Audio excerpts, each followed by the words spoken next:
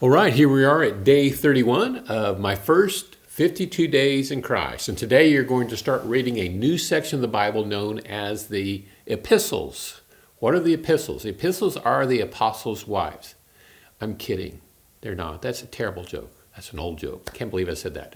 The epistles are actually, that's just another word for letters. And so we're going to read the letters that are addressed to churches and to individuals in the first century. But since they're written by inspired apostles and prophets, they apply to us in the 21st century as well. So the first letter that you're going to read is the letter to the Romans, written by Paul to the church in Rome. So please pause the video, read Romans chapter 1 through 5.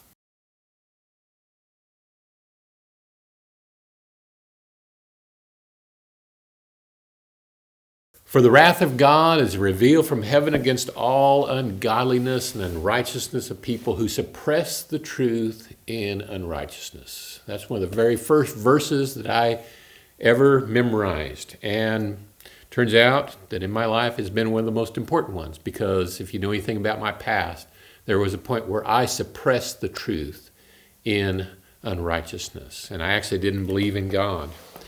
You know, the rest of that verse there in Romans chapter 1, verse 19, he says, because that which is known about God is evident within them, for God made it evident. For since the creation of the world, God's invisible attributes, his eternal power and divine nature have been clearly seen, being understood through what has been made, so that they are without excuse. I did not believe in God. There's no excuse for that.